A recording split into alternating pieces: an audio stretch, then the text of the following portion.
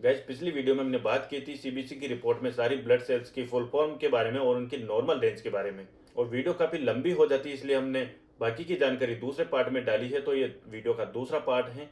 और अगर आपने अभी तक पहला पार्ट नहीं देखा तो इस वीडियो का लिंक डिस्क्रिप्शन में दिया गया है, जल्दी से जाकर पहला पार्ट देखें, तभी आपको दूसरा पार्ट समझ में आएगा। और इस सेकंड पार्ट में हमने बीमारियों के बारे में डिस्कस किया है कि कौन सी सेल का लेवल बढ़ने से कौन सी बीमारी होती है और कम होने से कौन सी बीमारी हो सकती है। तो हमने पूरी सीबीसी रिपोर्ट के बारे में डिटेल से बात करी है, तो वीडियो को बिना स्किप किए लास्ट तक जरूर देखें। और अगर वीडियो अच्छी लगे तो वीडियो को लाइक कर दें और चैनल को सब्सक्राइब करना न भूलें। और ऐसी और एक्साइटिंग वीडियो आपके लिए आती रहेगी, तो वीडियो का बेल आइकन भी ऑन कर लें। और जल्दी से अपन फिर से नोटबुक पर शिफ्ट होते हैं, क्योंकि नोटबुक पर समझना आसान होता है, क्योंकि लेक्चर की अपेक्षा हम लिखकर समझते हैं तो ज़्यादा समझ में आता है, इसलिए जल्दी से नोटबुक पर शिफ्ट हो जाते हैं। तो दोस्तों एक बार फिर से स्वागत है आपका नई वीडियो में, जिसमें हम बात कर रहे थे सीबीसी के बारे में। तो इस वीडियो में हम बात करने वाले हैं सीबीसी में जो सेल्स का जो वेरिएशन आता है उससे क्या बीमारी होती है, यानी हाई होगा तो क्या होगा और लो होगा तो क्या होगा। तो सबसे पहले बात करते हैं हम आरबीसी के बारे में। तो आरबीसी अगर लो होती है तो उसका एक ही कारण होता है एनीमिया। एनीमिया यानी खून की कमी, वो भी मेनली आयरन डेफिशिएंसी एनीमिया होता है। मोस्ट ऑफ केसेज में आयरन डेफिशिएंसी एनीमिया ही देखने को मिलता है, जिसमें आपको सिम्टम्स देख सकते हैं। टायर्डनेस यानी कि थकान, वीकनेस कमजोरी, शॉर्टनेस ऑफ ब्रीथिंग यानी कि आपको सांस लेने में भी दिक्कत आती है, जल्दी सांस भर जाता है, हाँ अपने जैसी कंडीशन हो जाती है। और अगर हाई होगा तो आपको डिहाइड्रेशन हार्ट डिजीज ऐसी बीमारी होने के चांसेस हैं, क्योंकि पॉलीसाइथेमिया यानी कि ज़्यादा आरबीसी का प्रोडक्शन, पॉलीसाइथेमिया यानी आरबीसी प्रोडक्शन इंक्रीज हो गया है। तो पॉलीसाइथेमिया एक बोन मैरो से रिलेटेड डिजीज है, जिसमें कि एक्सेसिवली आरबीसी का प्रोडक्शन होता है, बहुत ज़्यादा मात्रा में आरबीसी बन जाती है, जिसे पॉलीसाइथेमिया कहते हैं। तो सीबीसी की जांच में यही देखा जाता है कि आरबीसी का काउंट कम है या ज़्यादा है। और इसके साथ ही एचजीबी यानी कि हीमोग्लोबिन और एचसीटी यानी कि हीमेटोक्रीट लेवल, ये भी अगर कम आ रहा है तो इसका मतलब है एनीमिया, और ज़्यादा आ रहा है तो सेम वही कंडीशन जो आरबीसी में हो रही है, डिहाइड्रेशन और हार्ट डिजीज के चांसेस हैं, जिसमें आपको पॉलीसाइथेमिया देखने को मिलेगा। तो आरबीसी, एचजीबी और एचसीटी ये तीनों एक ही कंडीशन से रिलेटेड हैं। और अगर बात करें एमसीवी की, एमसीएचसी, तो इनकी भी कमी से एनीमिया ही होता है, और वो भी आयरन डेफिशिएंसी वाला ही होता है, क्योंकि आरबीसी से रिलेटेड हर बीमारी में एनीमिया ही देखने को मिलेगा, खून की कमी ही देखने को मिलेगी। लेकिन अगर ज़्यादा हो रहा है तो एमसीवी में ज़्यादा कंडीशन होने की वजह से आपको कुछ बीमारियां इंडिकेट हो सकती है, जैसे कि लीवर डिजीज़ या फिर हाइपरग्लाइसीमिया यानी कि ग्लूकोज का लेवल बहुत ज़्यादा हो जाना। इसके अलावा एल्कोहलिज्म यानी कि एल्कोहल पेशेंट है वो, जिसकी वजह से उसको एमसीवी बढ़ी हुई आ रही है, या फिर विटामिन बी12 की कमी हो जाना, यानी कि साइनोकोबालामिन और फोलिक एसिड की कमी हो जाना, या कुछ अदर पैथोलॉजिकल कंडीशन भी हो सकती है। तो ये सब बीमारियां इंडिकेट हो सकती है अगर एमसीवी बढ़ी हुई आ रही है तो। और अगर एचसीटी बढ़ी हुई आ रही है तो एचसीटी बढ़ी हुई होने के कारण हो सकते हैं बोन मैरो में कुछ डिजीज़ हैं, या फिर कंजेनाइटल हार्ट डिजीज़ हैं। कंजेनाइटल हार्ट डिजीज़ का मतलब है कि बच्चों को जन्मजात कोई हार्ट से संबंधित बीमारी है, जिसकी वजह से एचसीटी की वैल्यू बढ़ी हुई आ रही है। या फिर हीमोग्लोबिन वैसे तो कम होना तो एनीमिया होता ही है, लेकिन अगर हाई हो रहा है हीमोग्लोबिन, यानी हीमोग्लोबिन बहुत ज़्यादा हो गया है, तो इसका एक कारण डिहाइड्रेशन भी हो सकता है, यानी पानी की कमी हो गई है बॉडी में, जिसकी वजह से हीमोग्लोबिन लेवल बहुत ज़्यादा हाई दिखाई दे रहा है। या फिर कोई हार्ट डिजीज़ है, दिल से संबंधित कोई बीमारी है, या फिर कोई ओवर स्मोकिंग कर रहा है। ओवर स्मोकिंग की वजह से भी हीमोग्लोबिन लेवल बहुत ज़्यादा आता है। और अगली बात करें तो एमसीएच की संख्या अगर बढ़ी हुई आ रही है तो इसमें आपको सेम वही एमसीवी ज़्यादा होने के सेम लक्षण दिखाई देते हैं, यानी लीवर डिजीज़ हो सकती है, हाइपरग्लाइसीमिया हो सकता है, एल्कोहलिज्म हो सकता है, फोलिक एसिड या विटामिन B12 की कमी हो सकती है। ये कुछ कंडीशंस में आपको MCV बढ़ी हुई दिखाई दे सकती है। और अगर MCHC की बात करें तो ये इसमें आपको कुछ कंडीशंस हैं, जैसे कि अगर हाई आ रही है तो आपको liver disease, over active thyroid, यानी हमारी जो थायराइड ग्लैंड है वो बहुत ज़्यादा एक्टिव हो चुकी है और थायरोक्सिन हार्मोन बहुत ज़्यादा मात्रा में रिलीज कर रही है, या फिर किसी भी तरह का एनीमिया यानी खून की कमी। तो अगर कमी हो गई तो एनीमिया तो है ही सही, अगर ज़्यादा संख्या आ रही है तो इसमें भी एनीमिया हो सकता है, लेकिन वो अलग टाइप के एनीमिया होते हैं, जैसे पर्निशियस एनीमिया, मेगलोब्लास्टिक एनीमिया, ऐसे कुछ एनीमिया आपको लक्षण दिखाई दे सकते हैं। और अगर RDW की बारे में बात करें तो आपको B12 की कमी, फोलिक एसिड की कमी, या फिर कोई भी पॉसिबल क्रोनिक लीवर डिजीज़ है। क्रोनिक लीवर डिजीज़ के केसेज में आपको RDW बढ़ी हुई आती है। अब RDW CV और SD में दोनों में यही कारण हो सकते हैं। तो RBC से रिलेटेड कोई भी अगर काउंटिंग कम आ रही है तो उसका मेन रीज़न एनीमिया ही हो सकता है, जिनमें भी मेनली आयरन डेफिशिएंसी एनीमिया होता है। लेकिन अगर हाई हो रही है तो ये जो हमने बात की है इन डिजीजेज में के चांसेस हो सकते हैं, तो इससे डॉक्टर पता लगा लेते हैं कि क्या बीमारी हो सकती है। इसके अलावा और चीज़ देखी जाती है वो है प्लेटलेट से संबंधित। तो प्लेटलेट अगर कम आ रही है यानी कि लो हो रही है तो कोई भी लोकेलाइज इन्फेक्शन हो सकता है। लोकेलाइज इन्फेक्शन है या फिर एम्पाइसेमा है। एम्पाइसेमा एक लंग्स से रिलेटेड डिजीज़ है जिसमें एल्वियोलाई में कफ जम जाता है, और या फिर ओस्टियोमाइलाइसिस हो सकता है। ओस्टियोमाइलाइसिस बोन से रिलेटेड डिजीज़ हैं।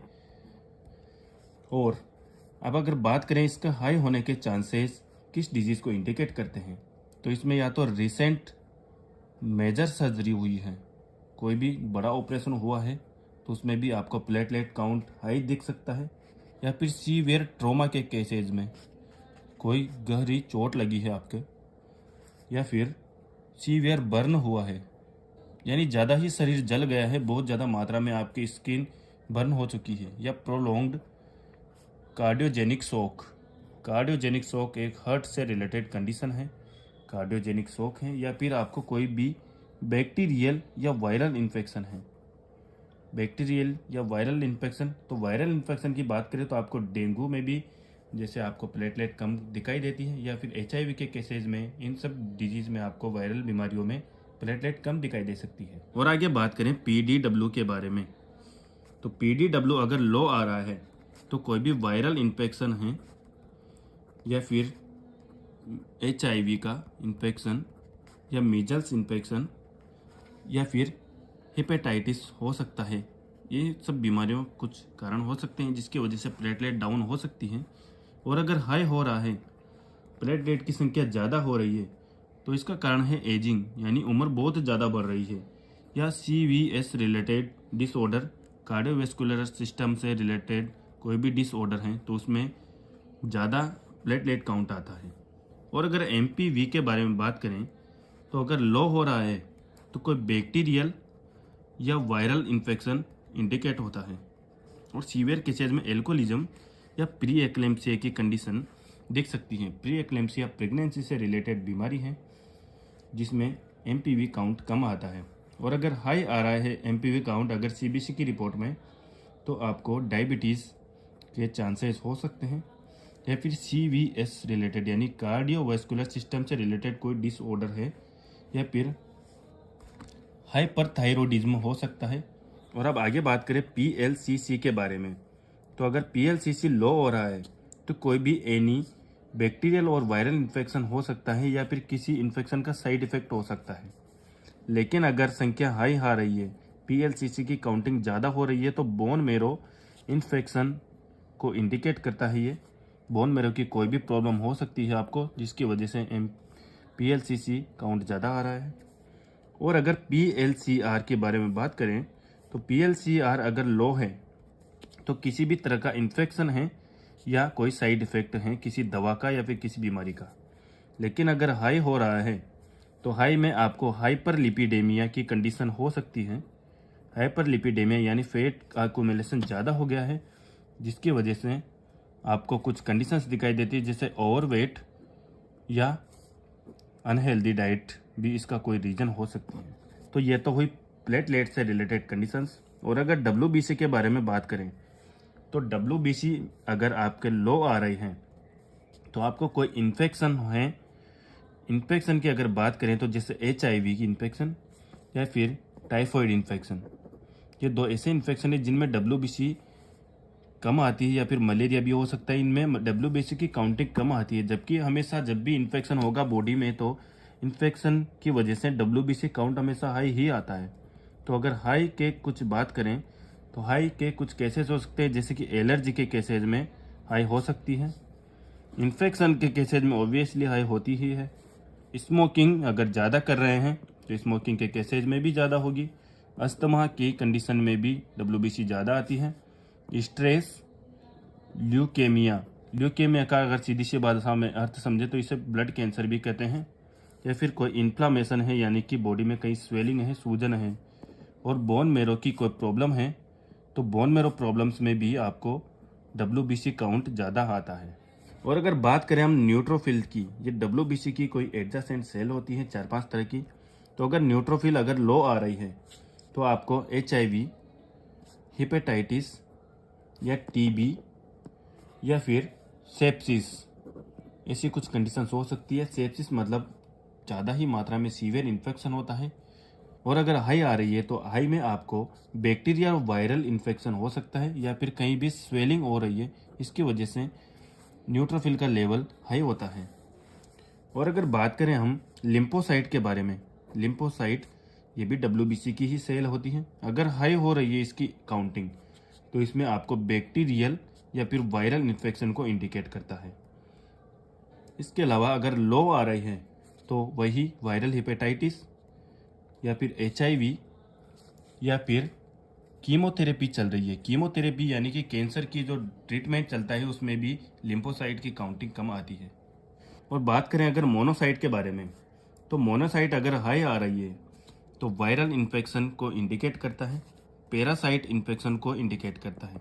पैरासाइट इन्फेक्शन से मतलब है कोई भी मलेरिया की कंडीशन या फिर कोई बैक्टीरियल डिजीज़ हो सकती है, या फिर chronic inflammatory disorder CID, chronic inflammatory disorder को भी इंडिकेट करती है मोनोसाइट हाई वैल्यू। और अगर लो वैल्यू आ रही है तो आपको सेप्सिस यानी कि सीवियर इन्फेक्शन, सीवियर ट्रोमा हो सकता है, या फिर एनाफाइलेक्सिस की कंडीशन भी हो सकती है। और अगर इओसिनोफिल के बारे में बात करें तो अगर हाई आ रही है तो हाई का सिर्फ एक ही रीज़न होता है इओसिनोफिल का, एलर्जी।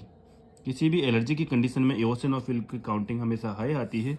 और अगर लो आ रही है तो एक्सेसिव स्ट्रेस हो सकती है, या फिर एल्कोहलिक कंडीशन, या फिर presence of any underlying disease, किसी भी डिजीज का बॉडी में वास होना, यानी कोई भी बीमारी हमारी बॉडी में है तो इओसिनोफिल काउंटिंग हमेशा लो आती है। और बात करें बेसोफिल के बारे में, तो बेसोफिल अगर हाई आ रही है तो आपको बैक्टीरियल या वायरल इन्फेक्शन हो सकता है।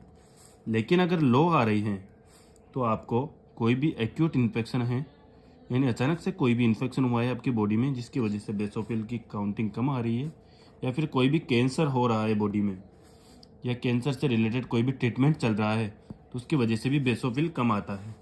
और बात करें LIC के बारे में, तो अगर हाई आ रही है LIC तो हेमरेज की कंडीशन को इंडिकेट करती है, या फिर इस्चेमिया की कंडीशन हो रही है। इस्चेमिया भी हेमरेज से ही रिलेटेड कोई वर्ड है, क्योंकि जब भी हेमरेज होता है तो उस जगह पर डार्क डिस्कलरेशन हो जाता है जिसे इस्चेमिया कहते हैं।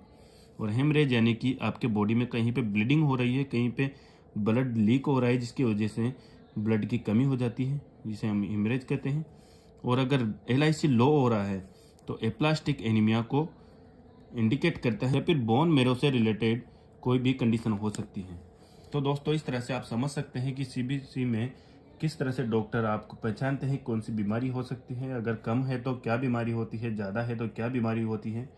तो इसी वजह से CBC करवाई जाती है ताकि कंप्लीट ब्लड के बारे में पूरी जानकारी मिल जाए किस तरह का आपको इन्फेक्शन हो सकता है। तो आई होप आपको समझ में आ गया होगा।